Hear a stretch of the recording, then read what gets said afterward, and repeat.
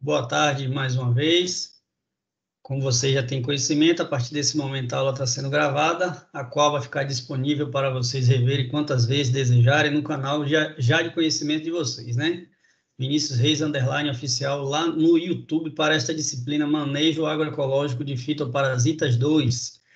Hoje, propriamente dito, dia 10 de maio, vamos retomar as nossos diálogos, nossos bate-papos, nossas aulas aqui de forma remota, neste caso aqui, para demonstrar de forma remota, né, alguns conteúdos que vocês podem praticar, né, ou seja, carga horária prática. E a gente vai falar hoje um pouco sobre controle físico.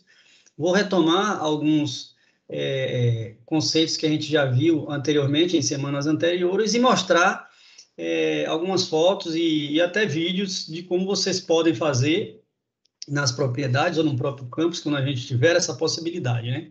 De modo que a gente consiga fazer o controle de fitoparasitas utilizando o método físico. Vocês já viram, né?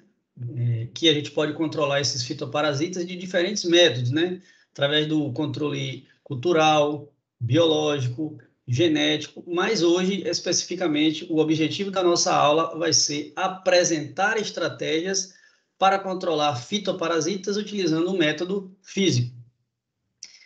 Vocês devem recordar que os fitoparasitas são aqueles agentes que causam doenças, que causam danos em espécies vegetais, em plantas, né? Aquelas plantas que são cultivadas comercialmente. Fiquem à vontade aí, se tiverem dúvidas, para perguntar. E se por acaso não estiverem vendo a imagem, mais uma vez eu repito, não fiquem com dúvida, perguntem aí.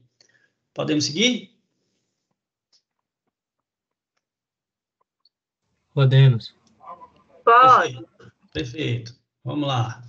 Bom, esses métodos físicos, eles vão agir diretamente sobre o patógeno, ou seja, aquele organismo que é capaz de causar doenças nas espécies vegetais. Esse patógeno, ele pode ser um inseto, né, considerado uma praga, pode ser organismos que habitam o solo, como, por exemplo, nematóides e outras larvas, e também podem ser micro-organismos, como principalmente fungos, que causam um número considerável de doenças em espécies vegetais. Então, a gente vai apresentar aqui algumas estratégias que vocês podem perfeitamente utilizar esses conceitos para colocar em prática aí nas propriedades de vocês, e como eu disse também, quando a gente puder fazer isso em campo, né, lá no campus Uruçuca, será uma oportunidade. Então, esses métodos físicos, repetindo, eles vão atuar diretamente sobre o patógeno ou de forma indireta sobre a fisiologia das plantas, retardando o amadurecimento de frutos, né? Por exemplo, fugindo, né? Escapando do ataque dessas doenças e, consequentemente, mantendo uma resistência maior, por exemplo, da parte que é comercializada, no caso, frutos em algumas espécies, né?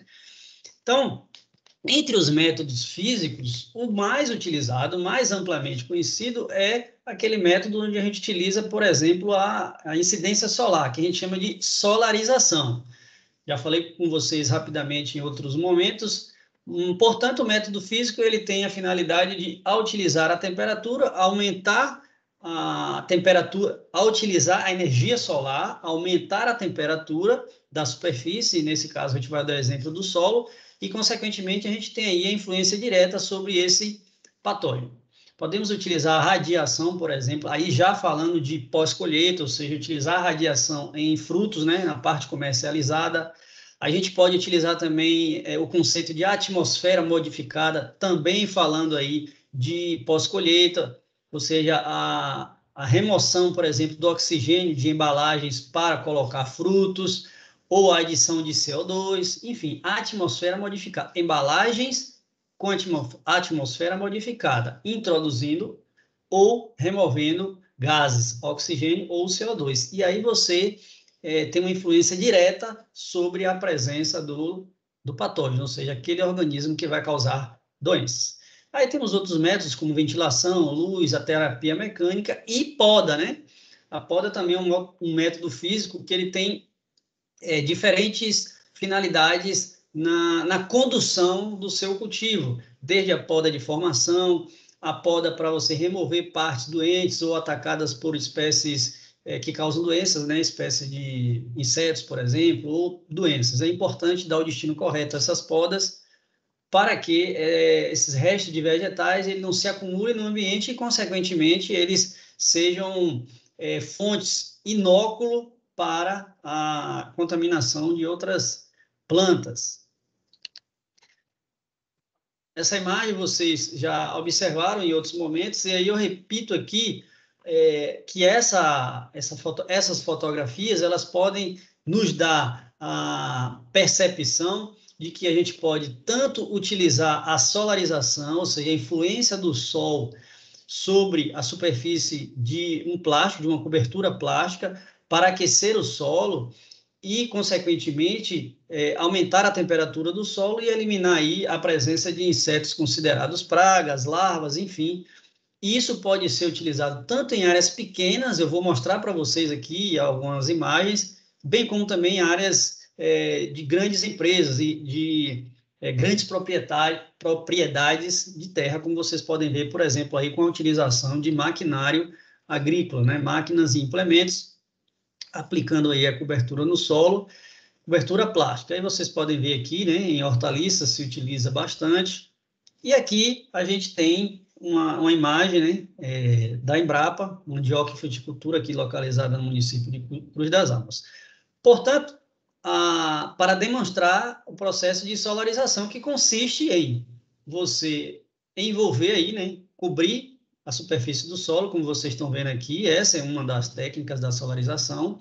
Existe outra, eu vou mostrar para vocês daqui a pouco. Então, você envolve aí, né, o solo e com um filme plástico, e aí você tem a possibilidade de aquecer o solo. Naturalmente, a gente vai precisar estar em uma região onde a incidência solar ela é frequente. Não adianta fazer isso em regiões muito frias, porque o resultado ele vai ser abaixo do esperado.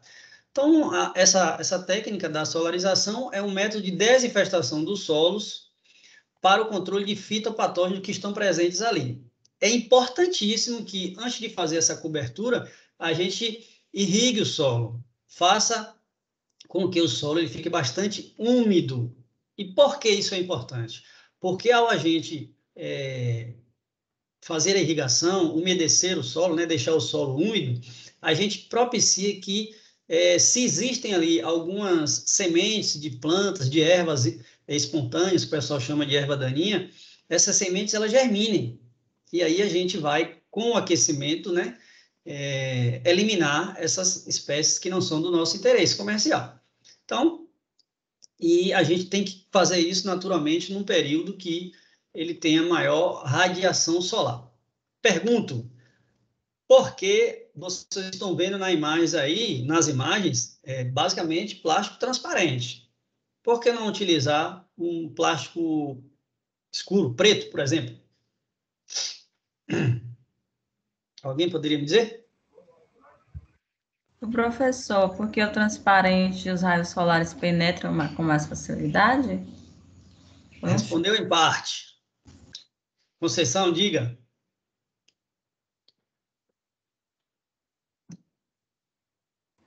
Nada não, professor.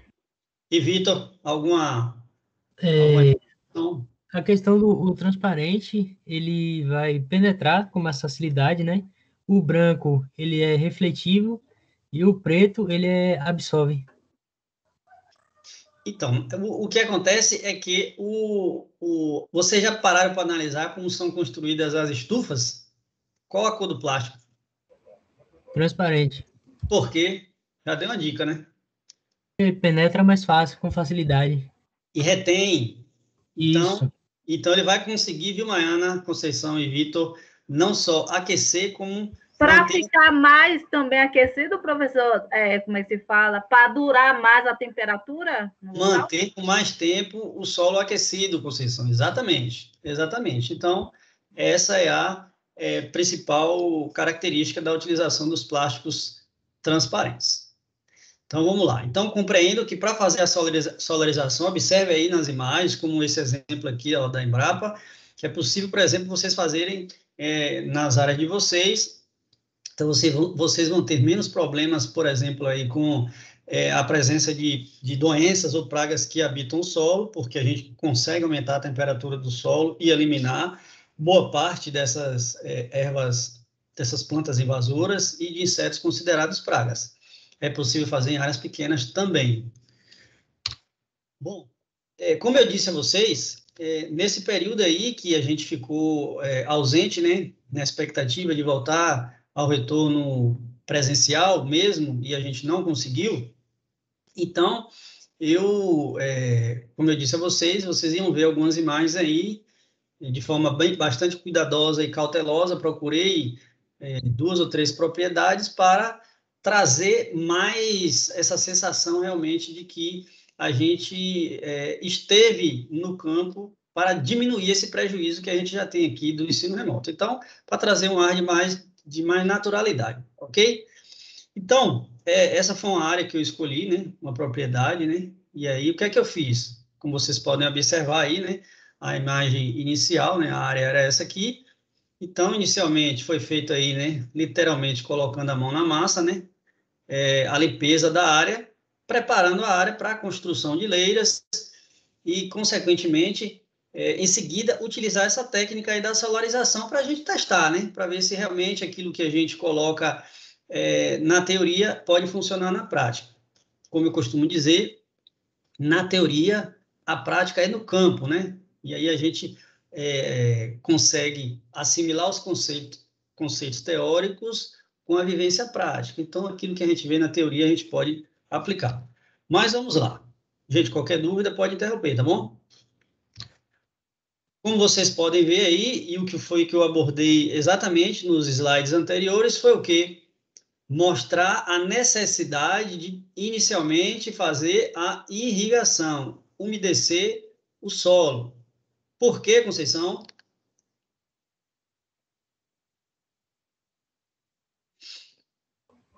Para manter e ficar... Ah, não sei não, professor. Conceição, pelo amor de Deus, não me decepcione. Maiana ou Vitor, por que a gente precisa fazer o umedecimento da área antes? Para germinar, tiver alguma semente de plantas espontâneas, detectar essas plantas espontâneas e eliminá-las. Perfeito. A gente estimula a germinação delas e depois faz a cobertura com plástico. Consequentemente, a gente vai obter aí, como vocês podem ver, né, após o umedecimento da área, fiz a cobertura do solo, né, da leira, e aí deixei algumas semanas. Observe que na leira ao lado não está a cobertura de plástico, justamente para testar esse efeito da solarização, é eficiente ou não é, e aí obtive um resultado interessante, né? Então, vamos lá. Bom, algumas semanas depois, como vocês podem ver, né, foi feita a remoção do plástico, e aí, em seguida, o que é que foi feito? A gente, como vocês podem ver na imagem aí, foi feito pode ser feito, né, o plantio de mudas ou até sementes, né? Eu deixei 3 semanas, né? Em algumas literaturas vocês podem encontrar 2 semanas, 4 semanas, mas o importante é que seja feita essa umidificação, ou seja, molhar, irrigar a sua área e deixar algumas semanas para você estimular o crescimento, como eu disse anteriormente, de mudas, enfim. E aí vocês vão observar que eu deixei 3 semanas e em seguida fiz o plantio aí de algumas mudas. Neste caso, eu utilizei a rúcula, certo? Pode seguir? Alguma dúvida? Tranquilo, pode seguir, professor. Ô, professor, rapidinho. Pode falar. No caso, durante esse tempo, né, de 3 a 4 semanas do solo coberto, não precisa estar molhando, não, né? Não, de jeito nenhum, de jeito nenhum. Aí é só realmente a influência da natureza. Se choveu, choveu. Se não, a gente não vai fazer esse uso da irrigação, não. Só uma vez antes de colocar o plástico. Seja bem-vinda, Ediane. Tudo bem?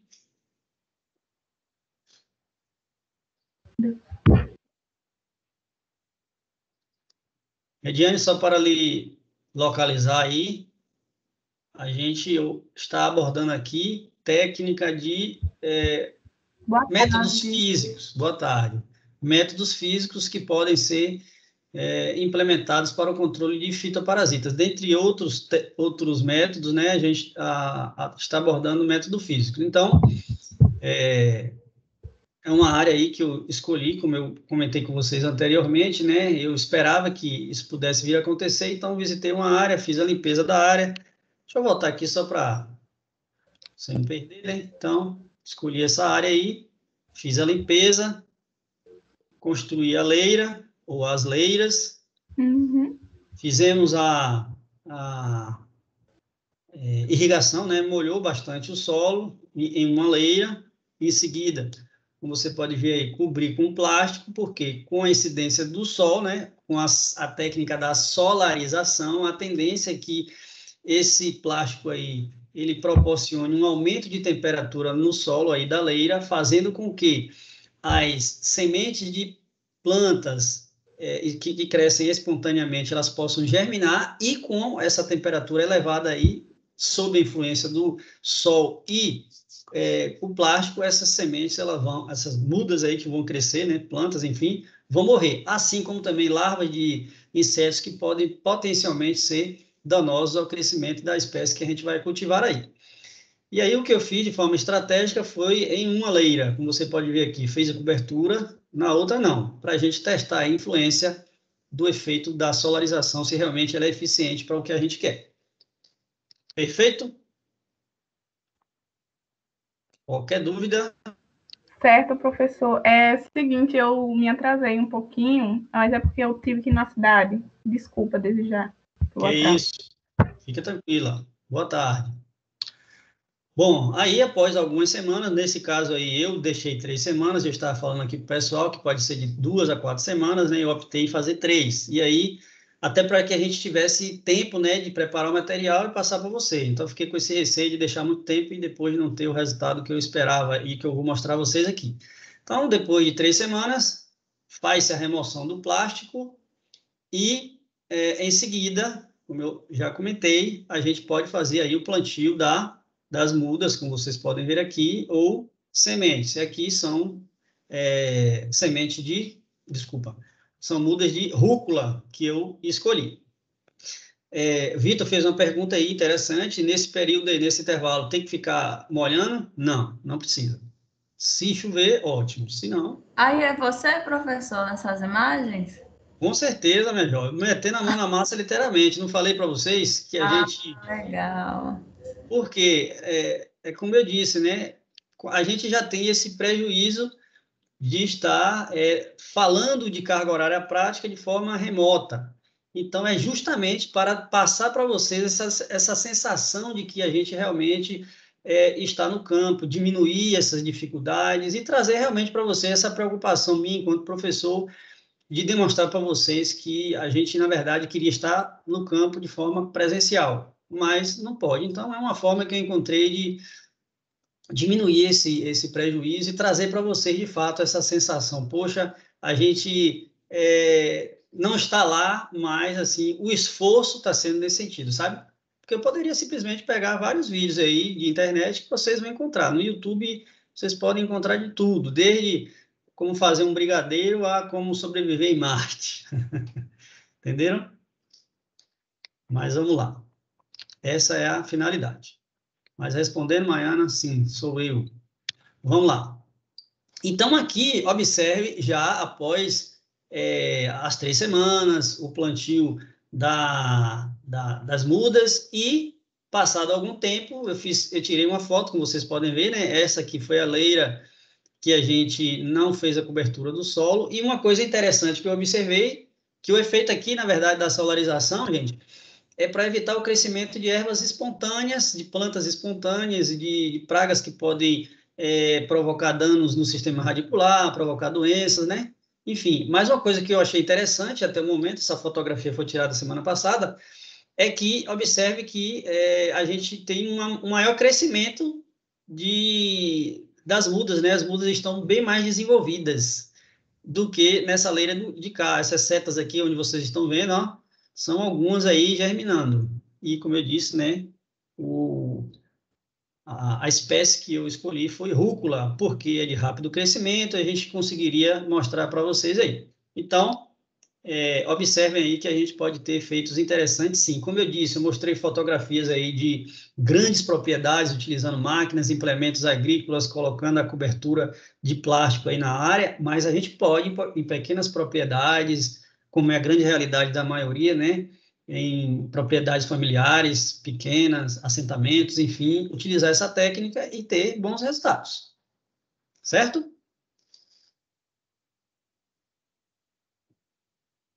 Certo, certo. Muito bem. Então, vamos lá. A gente tem aqui, ó, outra imagem, outro efeito da solarização. A gente chama, que vocês podem observar aqui, ó, é um equipamento chamado de coletor solar. Na verdade, o que é feito? Você pega o solo, coloca dentro desses tubos aqui, não sei se vocês conseguem ver aqui, são tubos, aqueles tubos de esgoto, né? De encanamento, de 100, né? 100 milímetros. Então, vocês observam aqui na seta do mouse, ó, vários tubos, e aí envolvido com um filme plástico, né, nessa estrutura. Embaixo aqui temos algumas aberturas. Então, fecha essas aberturas, coloca o solo aí nesses tubos e deixa também sob a influência do solo durante 72 horas. O efeito é o mesmo. Faz-se a utilização da energia solar para aquecer o tubo e, consequentemente, o solo que você coloca ali dentro, e a finalidade é a mesma, né? Utilizar a energia solar para aquecer o solo e, consequentemente, eliminar larvas e espécies que crescem espontaneamente. Só que esse demanda um investimento maior, né, professor? E se vocês analisarem aí, não só investimento, né? Uma mão de obra adicional, né? Compreendem? E claro que a gente vai pensar em áreas pequenas, né? Porque imagine aí o trabalho que você tem de ficar coletando esse solo, colocar nesses coletores aí, ou tubos, né? E depois passa esses 3 dias, retira o solo e aí leva para uma leira ou para onde vocês vão fazer o plantio, né? Então, realmente, essas coisas precisam ser colocadas no papel e verificar o que compensa, né? Aí que entra o papel do gestor. Como eu disse aí, né? É conhecido como solarizador, coletor solar ou solarizador, mas o princípio é o mesmo. Utiliza a influência da energia solar para aquecer e, ao aquecer, faz com que elimine aí os possíveis patógenos que tem no solo. Ô, professor, uma pergunta. Pode falar. E terra de formigueiro? O que você sabe sobre terra de formigueiro? Dizem que terra de formigueiro também é esterilizada, né? Deixa eu te falar. É uma boa pergunta, primeiro, né? E assim, o que a gente vai ver é que uma das técnicas mais eficientes e baratas para regiões onde tem formiga é você associar isso com o resíduo líquido da prensagem da mandioca, mais conhecido como manipoeira. É uma forma de você conseguir melhorar a condição para solos onde você tem uma infestação grande com formiga. Mas, de fato, quem tem propriedade que tem muita formiga, ou cupim, vocês vão observar esse trabalho aí. O lugar onde você está inserido aí tem problema com cupim ou formiga?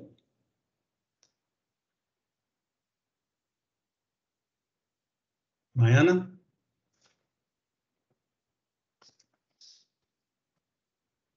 Maiana, você está por aí?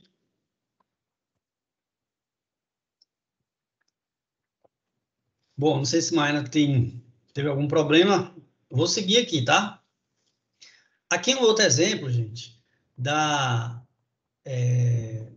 possibilidade de utilizar energia solar. Professor. Oi, pode falar. O senhor pode retornar e falar um pouquinho sobre a questão da manipoeira, porque cortou aqui para mim. Ah, sim.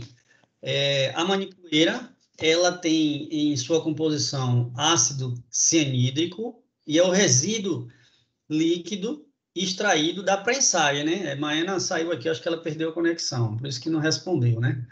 Então, há uma prensagem da mandioca, né, para processar a farinha. O líquido resultante dessa prensagem aí é um líquido que a gente conhece como manipoeira, e ele é rico em ácido cianídrico, e ele pode ser utilizado com bastante eficiência em áreas que são infestadas com formiga, e pode ter um efeito também sobre cupins. Entendeu, Ediane? Professor, para mim caiu aqui os Entendi. Tudo bem, Maiana, a gente percebeu, deixa eu te falar. Eu perguntei se você, na sua área aí, onde você está inserido, se tem algum problema com cupim ou formiga, porque a gente pode utilizar a manipoeira, que é o resíduo líquido obtido a partir da prensagem da mandioca, e tem um efeito muito bom. Então, a pergunta foi se na sua área tem esses problemas com formiga ou cupim, sim ou não? Eu acho, professor, Foi. o senhor perguntou para ela, não foi? Agora? Por favor. Deixa ela responder. Não, mas se você tiver informação, sem problema. Não, porque eu acredito que a pergunta dela tenha sido no sentido sobre a utilização desse solo do formigueiro, já que ele é esterilizado, né? Acho que seria nesse sentido. Ah, entendi. É isso, Maiana? É isso, professor. É isso que a Diane falou. Entendi. Eu compreendi errado aqui, desculpe. Pode sim. Eu acho que, inclusive, se você analisar direitinho, essas técnicas que a gente está falando aqui de controle de fitoparasitas, quando você utiliza elas em conjunto, elas são mais eficientes. Por exemplo, se você faz a utilização, a imagem que está aí é do coletor solar. Se você pega e a sua área é pequena, né? Se você pega esse coletor solar, coloca o solo, e após isso daí, você coloca, por exemplo, em uma área com estufa, e dentro da estufa você utiliza variedades resistentes, nós já estamos falando de controle genético, e associado a tudo isso daí, você coloca na sua área joaninhas para controlar a possível ocorrência de pulgões, a gente também está falando de controle biológico. Então, potencializar as nossas ações para controlar fitoparasitas requer o conhecimento biológico da planta, dos insetos que podem causar doenças, das pragas, né, consideradas pragas, e principalmente utilizar mais de uma técnica em conjunto para potencializar a nossa ação sobre esses insetos que podem causar doenças, e micro-organismos também, especialmente fungos, que causam uma série de doenças em espécies vegetais, causando aí prejuízos econômicos. Então, se você tem na sua área aí, a pergunta que eu fiz rapidamente, só para a gente seguir aqui, se na sua área você tem problema com um formigueiro.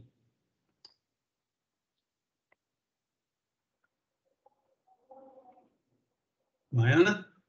Oi, professor. Às vezes aparece uma ou outra formiguinha, mas assim, eu não colocaria manipoeira nelas, não, Por porque quê? elas gostam de ficar junto com as plantas, aí não dá trabalho nenhum, não, assim. Aí deixa, né? Elas junto Então, lá. no seu caso, as formigas que tem na sua área não apresenta-se dano que leve a você pensar em uma... Às vezes elas cortam, tem um pezinho de pitangas, elas ficam cortando, mas também é para elas se alimentarem, né? Aí eu né, não Eu quero. costumo dizer que a natureza por si só se mantém em É, equilíbrio, né? O equilíbrio. problema é E quando a como o gente quintal é interfere. bem pequenininho, aí acaba que tem que plantar um monte de coisa amontoada. Aí, né, dá formiga mesmo. Sim. E, como você disse, se elas estão em equilíbrio aí, ou seja, não estão em um número exagerado, de modo que precise você entrar com algum produto, ainda que seja que não agrida muito o ambiente, melhor. O ideal é que você coloque plantas que atraiam elas e que não causem prejuízo, né?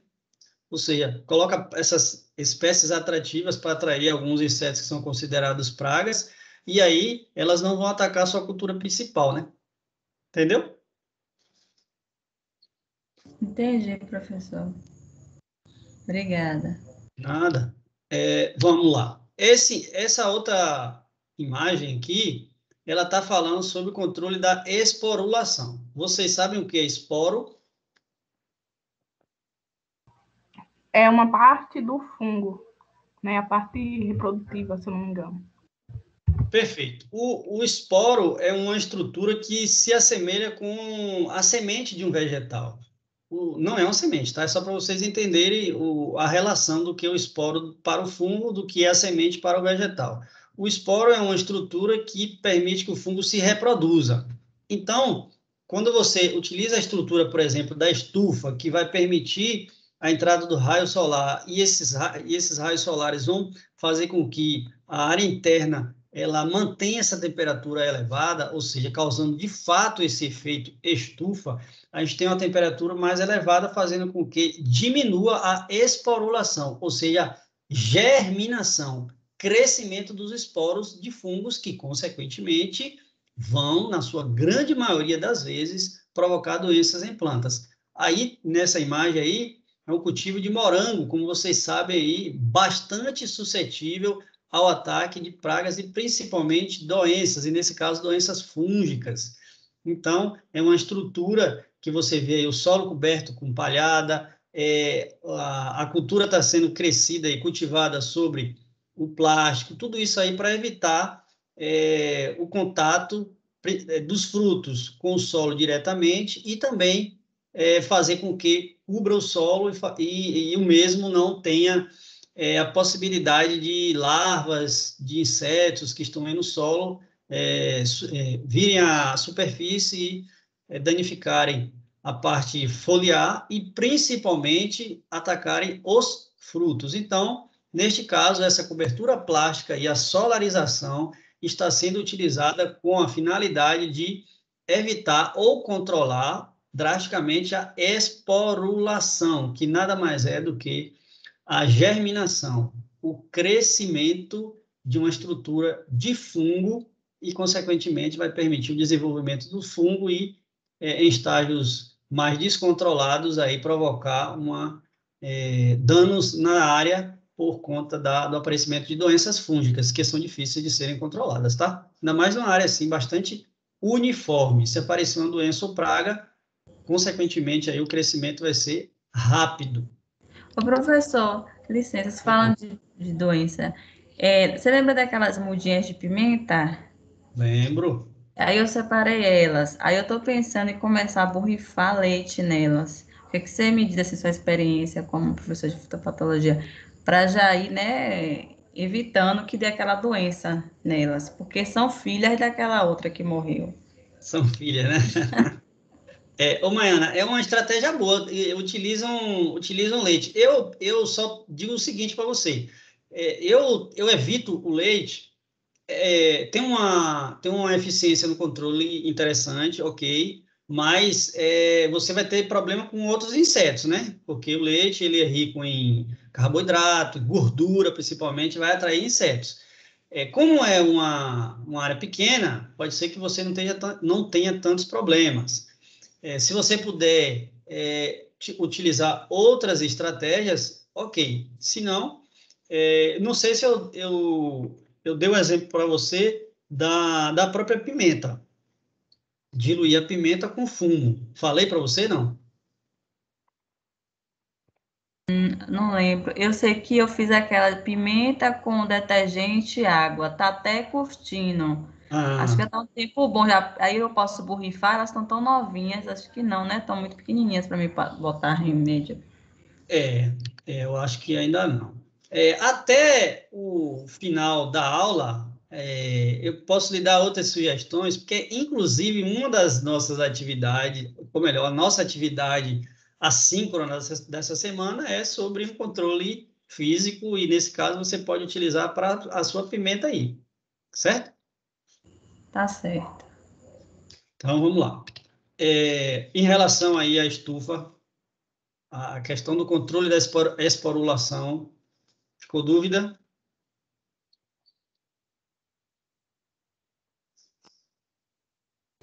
Não, professor, tá tudo tranquilo. Tranquilo, professor. Então, vamos lá.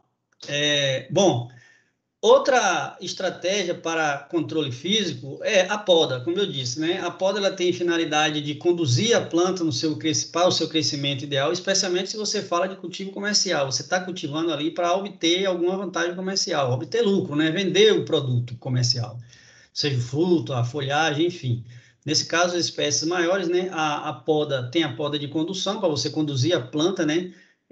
Numa arquitetura de interesse no sentido de facilitar a colheita, de facilitar o manuseio, o transporte de mercadorias ali entre as linhas, entre as fileiras, permitir um maior sombreamento ou arejamento, né, não favorecendo o surgimento de insetos, pragas ou doenças. Então, as podas têm essa finalidade. Então, aí vocês estão vendo alguns exemplos, né, de poda do coqueiro, do café, em espécies também de paisagismo. Enfim, aí eu vou dar alguns exemplos aqui de cultivos, né, iniciando pelo cacaueiro. Aí vocês estão observando, né, ilustrações, né, desenhos de como a gente observa em campo aí, em cultivo de cacau, as formações, né, as arquiteturas, as diversas arquiteturas dessa árvore, né, que é o cacaueiro, e quando você não conduz a poda, observe aí, se não há esse controle físico, permitindo aí maior arejamento, você com certeza vai provocar o surgimento de doenças, de insetos que são pragas, e também vocês vão observar uma perda na produtividade, com certeza. Então, observe aí como pode ser diverso, e no caso do cacaueiro, a gente tem aqui alguns galhos que a gente chama de chupões, não sei se vocês já ouviram falar sobre isso, mas são ramos que produzem de forma desordenada, crescem de forma desordenada, e se não for podado, né, se não for cortado, a planta, na verdade, está gastando energia, e essa energia está sendo canalizada não para a produção de frutos, e sim para o crescimento vegetativo, que nada mais é do que o crescimento de folhas, de ramos, enfim. Pode falar, Diane. Eu tenho uma pergunta. Normalmente, quando se faz essa poda, né, nos cacaueiros e em algumas plantas, colocam uma pasta, né, para evitar o ataque de fungos e outros fitopatógenos. Aquela pasta, para a gente da agroecologia, é uma pasta agroecológica que a gente pode estar utilizando ou não? E se existe alguma agroecológica, caso essa não seja? Pode-se utilizar a pasta bordaleza. Já ouviu falar? Não. Então, tem a pasta bordaleza e, salvo engano, na semana que vem eu vou mostrar aqui um vídeo demonstrando como é que se faz, certo?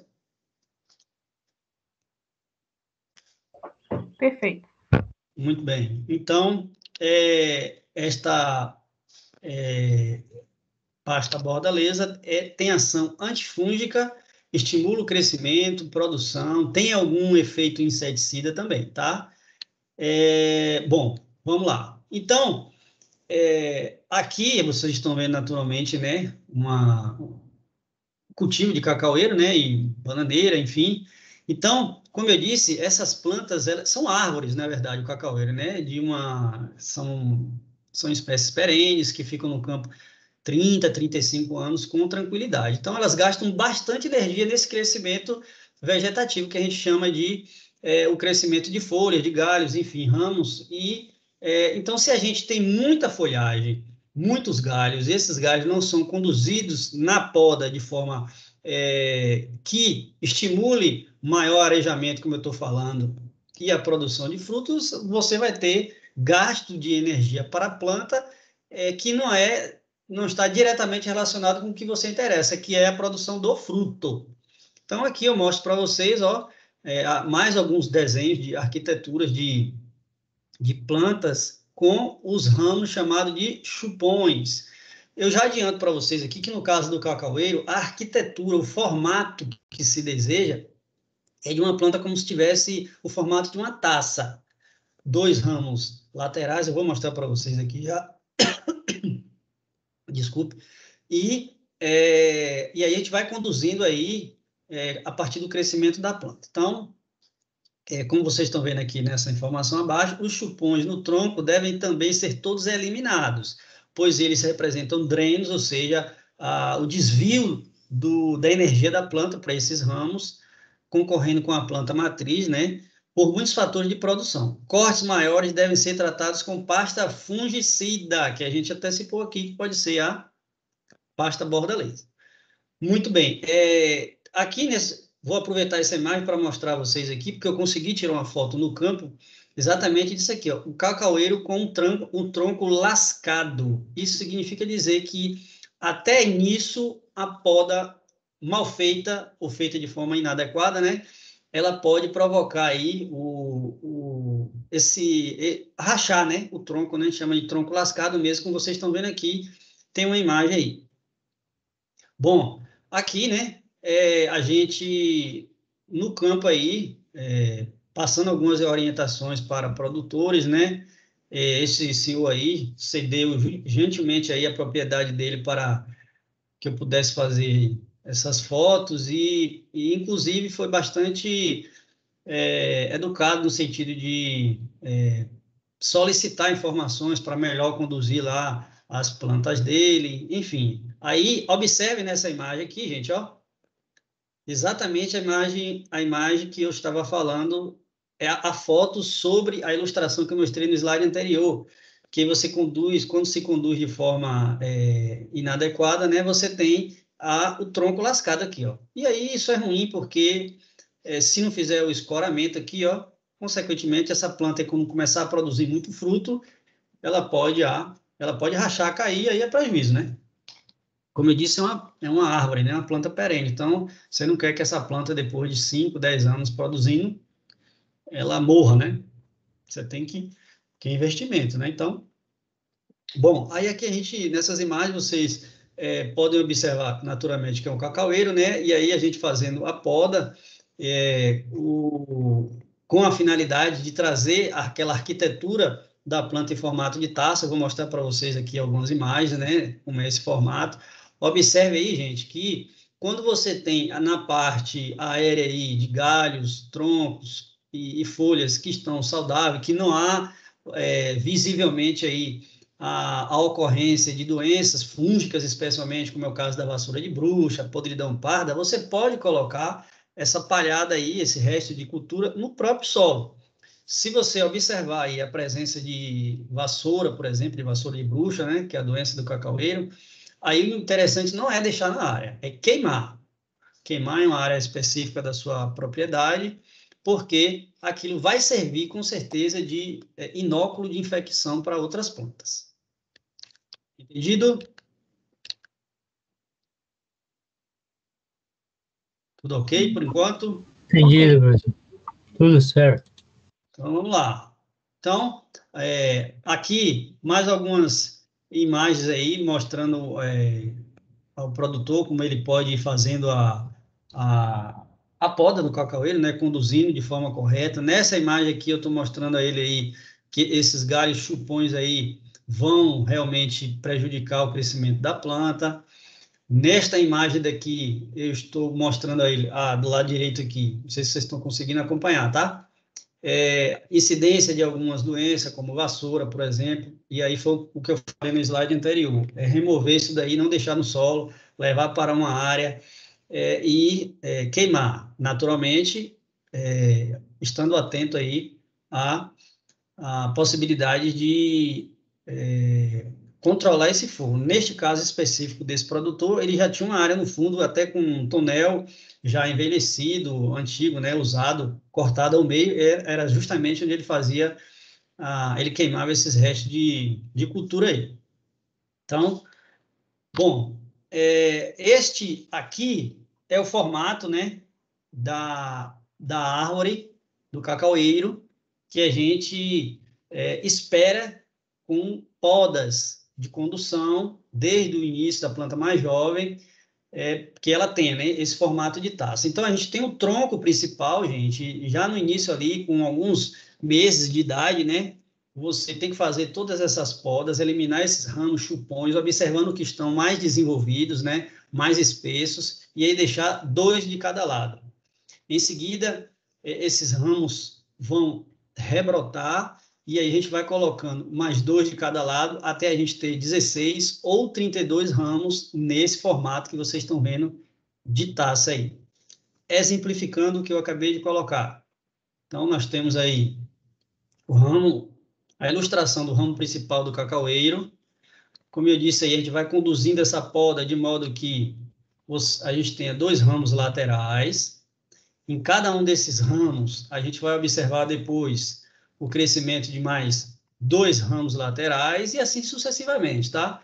Até que a gente obtenha aí 16, 32 ramos, de modo que a planta ela seja conduzida desde o início para que a gente tenha uma formação uniforme. E isso vai auxiliar no controle e incidência de pragas, de doenças e nas colheitas, seja qual for a sua área, pequena, grande, se ela é mecanizada, se você utiliza animais para fazer a colheita, enfim. Neste momento, tem um vídeo que eu achei muito interessante, muito prático, de um funcionário que explicou em curto tempo, são 2 minutos esse vídeo, e ele trouxe informações interessantes de tudo isso que eu estou falando para vocês, né? É um exemplo de poda ideal para a formação do cacaueiro no formato de taça. Me digam se vocês conseguem ouvir, tá?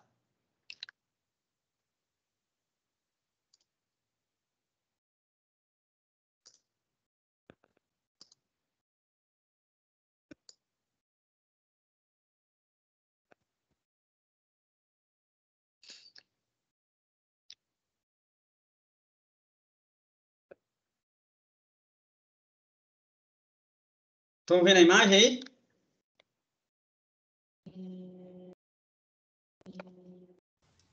Tô. Para mim tá aparecendo. Todo mundo está conseguindo ver?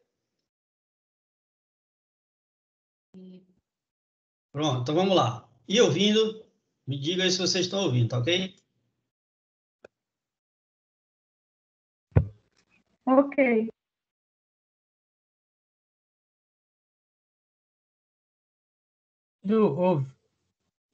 Ouvindo eu não tô, não. Não está ouvindo? Não. Então, eu vou deixar o vídeo aqui e vou mostrando a vocês aqui. Para mim, o áudio estava bom. Deixa eu... Só se eu fechar aqui e mostrar novamente. Espera aí. Só um minuto.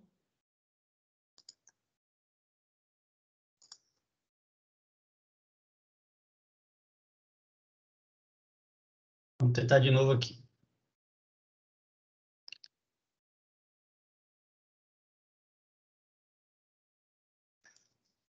Vamos lá. Mais uma vez.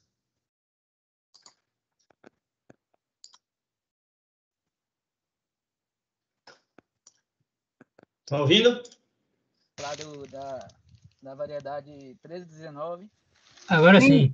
Selecionando quais os ramos que eu quero que forme minha Vamos planta, acompanhar aí. né? E qual o ramo melhor. Aqui temos 3 galhos. Se tiver como aumentar um pouquinho, é bom. O mais ideal é um ângulo de 45 graus. Ou Aqui já está no máximo. Né? Aqui tem quase 3 galhos perfeitos. Mas tá esse daqui já está para baixo, né? Por causa desse daqui. Então, eu vou selecionar esse daqui, que está formando um ângulo melhor. Eu elimino esse daqui. Sempre lembrar de cortar a rente, por causa da cicatrização. Quanto mais rente você cortar do galho, é melhor. Então, o que é que eu quero no meu galho? Eu quero que ele tenha a altura de 1,40 m a 1,60 m. Então, eu vou estar, ou seja, de 1,40 m não vou querer galho. Vou estar sempre eliminando o galho aqui.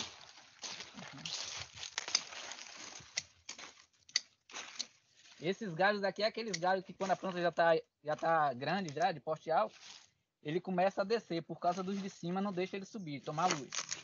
Então vou estar sempre eliminando.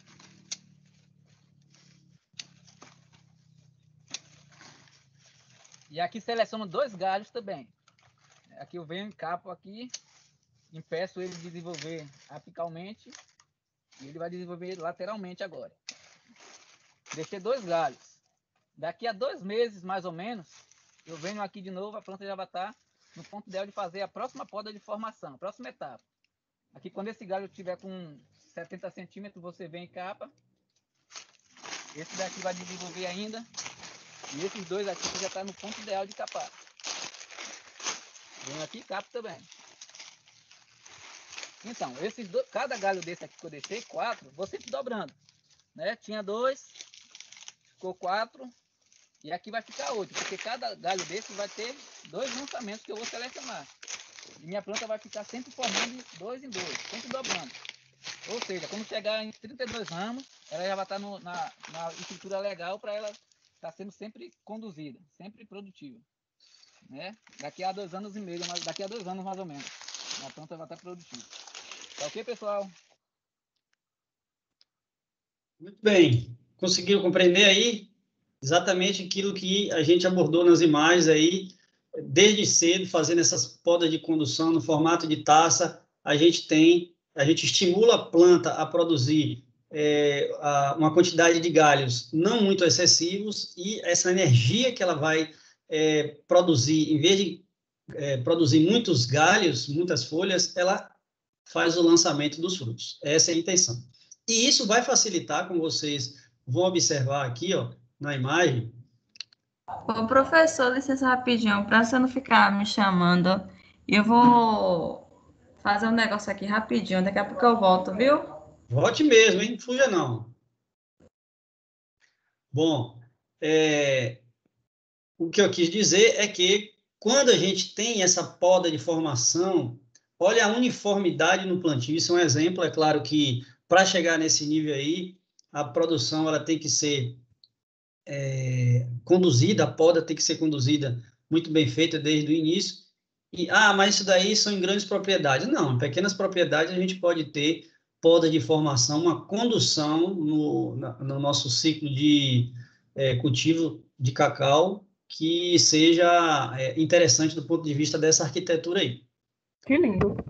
Professor, tem uma pergunta. No caso dessa poda aí, desse modelo de poda de condução, ela seria só para a cultura do cacaueiro ou para qualquer outro tipo de cultura? Do cacaueiro especificamente. Tem outras já que é justamente o contrário, viu, Ediane? Quanto mais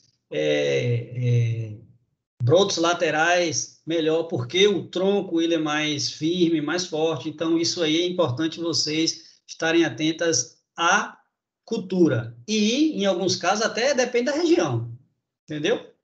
Porque, se você analisar essa imagem aí, por exemplo, ó, é um cacaueiro a pleno sol, né? Então, e plano, né? Ainda tem esse detalhe, que não é uma topografia que a gente consegue observar aqui com frequência na nossa região, pelo contrário, né? É bastante íngreme.